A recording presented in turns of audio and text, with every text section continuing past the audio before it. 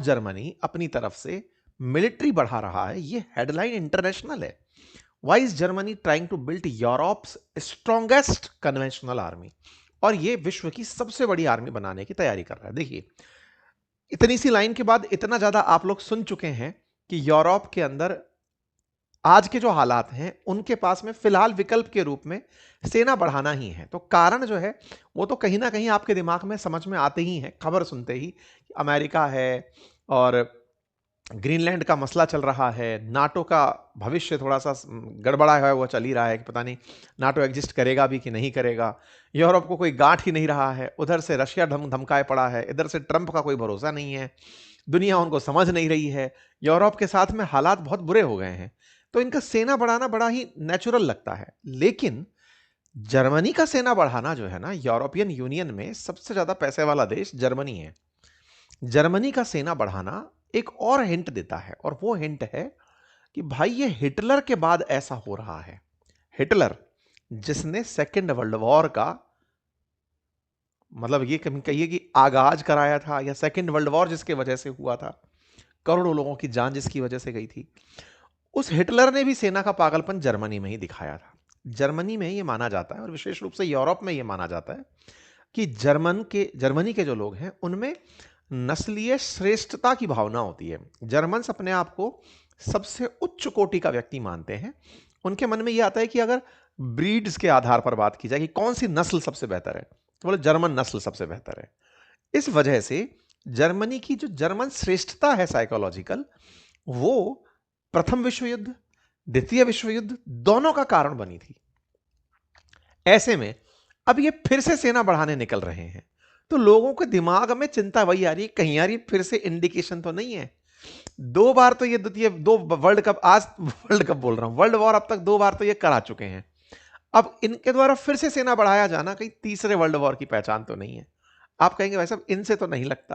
भाई लगता तो पहले हिटलर से भी नहीं होगा किसी को।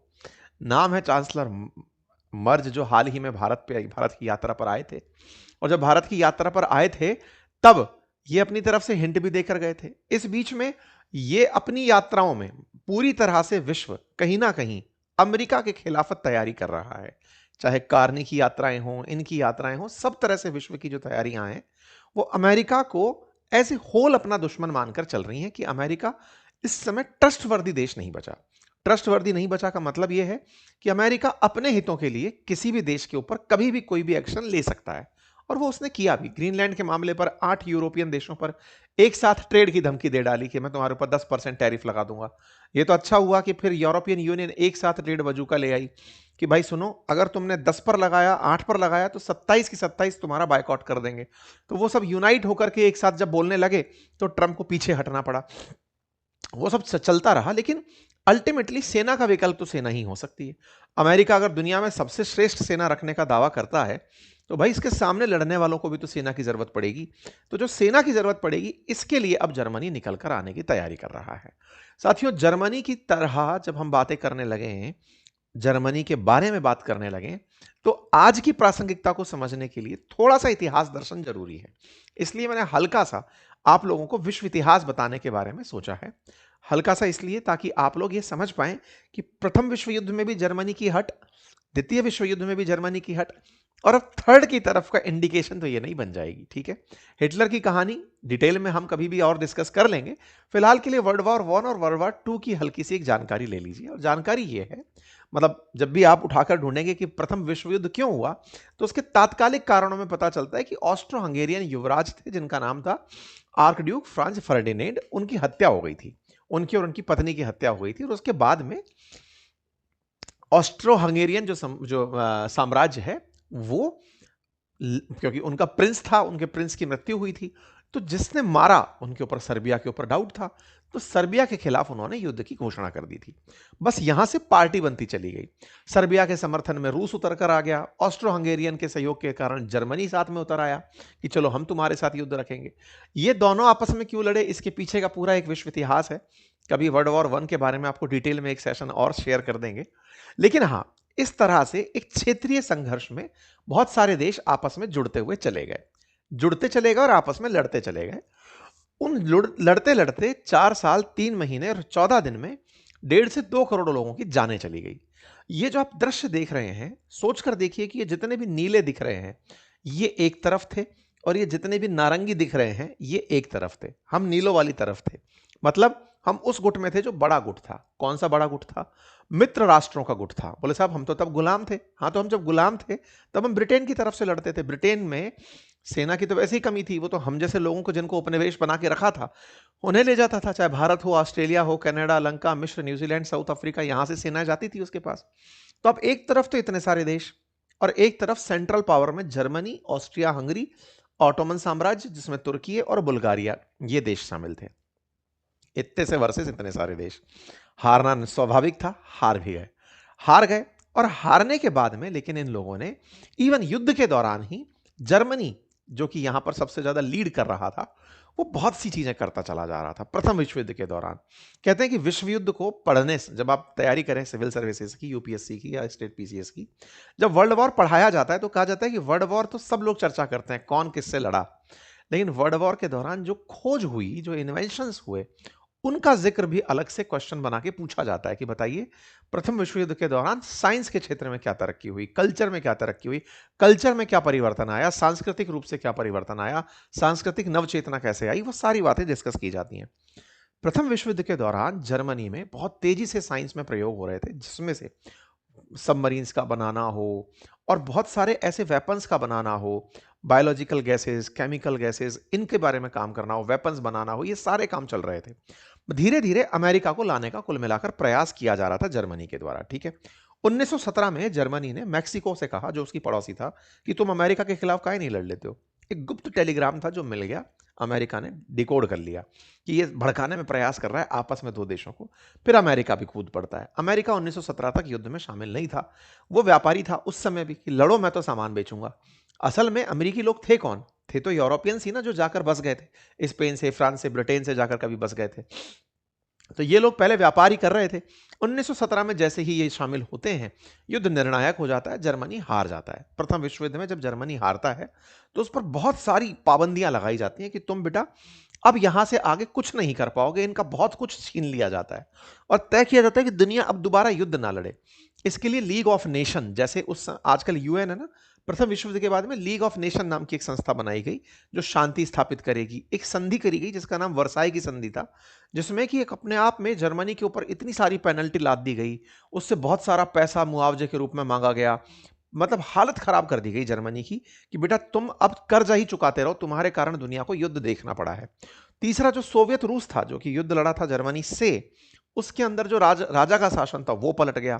वहां पर नई सत्ता का उदय हो गया। लेनिन की मतलब उसमें लीडरशिप में, व्लादिमीर लेनिन की लीडरशिप में सोवियत संघ का निर्माण हो गया।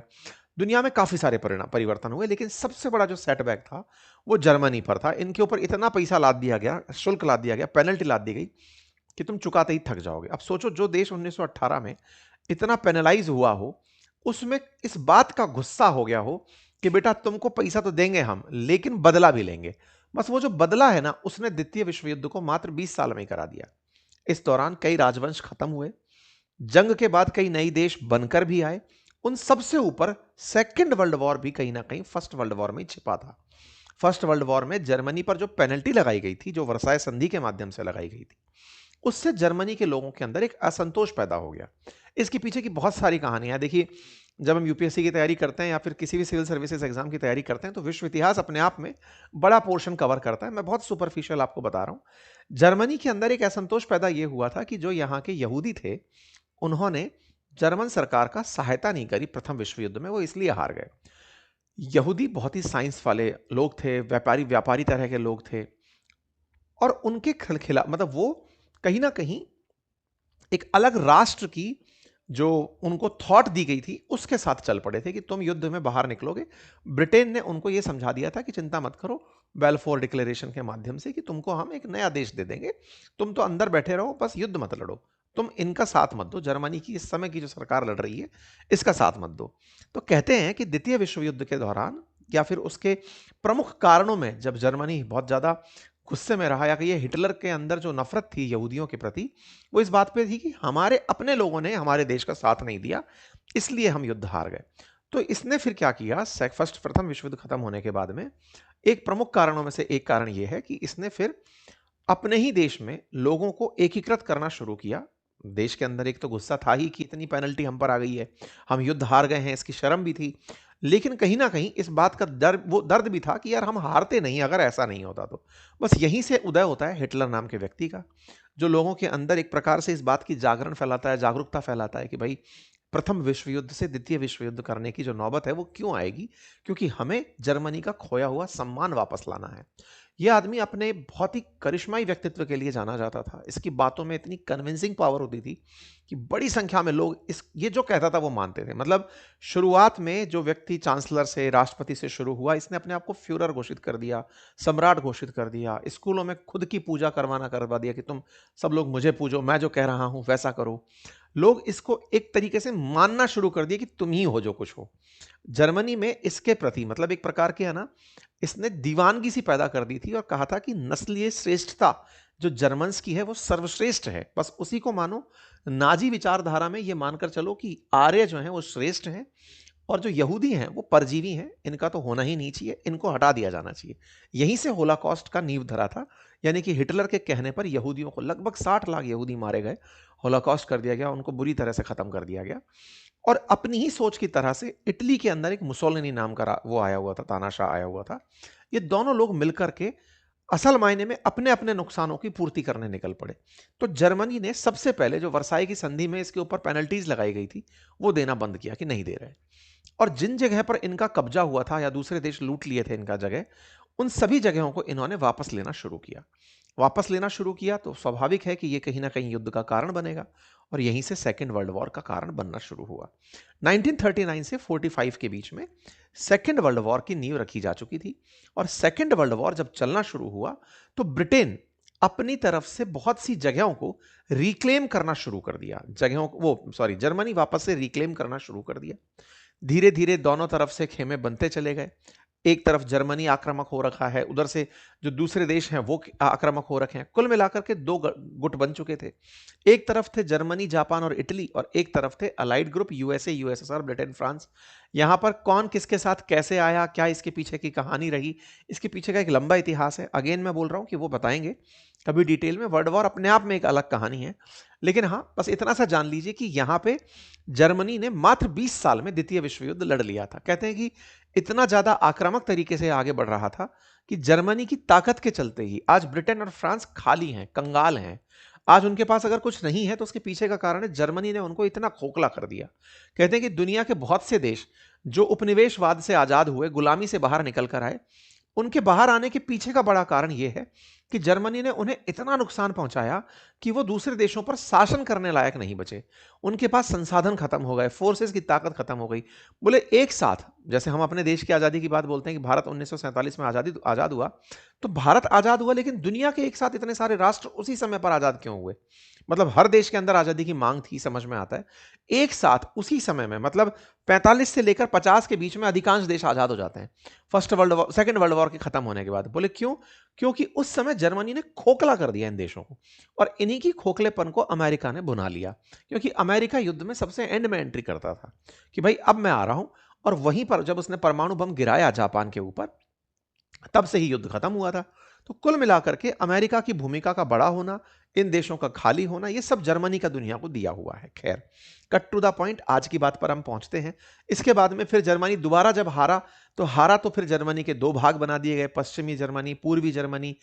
बांट दिया गया कि एक तरफ जो पश्चिमी जर्मनी है इस पर कब्जा होगा यूरोप के ये प्रमुख 4 देश हैं इनका, ब्रिटेन, फ्रांस, यूएस जैसे देशों का, और दूसरी तरफ जो पूर्वी यूरोप जर्मनी है उस पर यूएसएसआर का कब्जा होगा। पूरी तरह से बांट दिया गया और इन पर एक संधि दोबारा से लाद दी गई, जिसका नाम पोस्ट डैम डिक्लेरेशन कह सकते हैं, जिसमें यह कहा गया कि सुनो भाई कि तुम्हें आगे से चल के अपने पास सेना रखने का अधिकार नहीं है।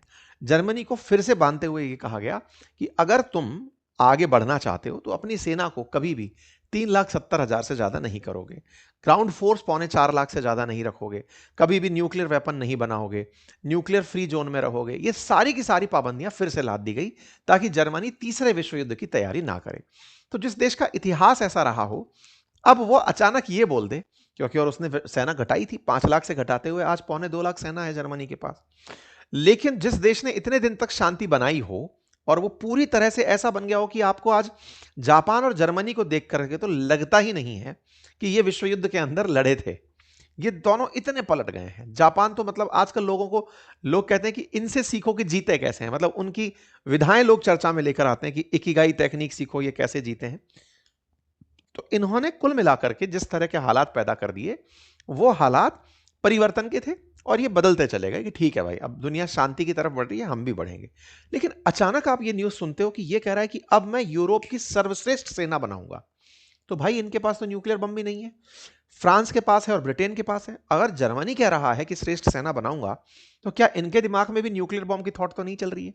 जर्मनी कह रहा है कि मैं फिर से यूरोप का श्रेष्ठ बनूंगा, तो कारण निकल के आते हैं और उन कारणों में सबसे बड़ा कारण है कि यूक्रेन के बाद में जो अगला नंबर लग सकता है, अगर रशिया आक्रामक हो, तो वो रशिया के बाद में यूक्रेन के बाद में जर्मनी का ही लग सकता है।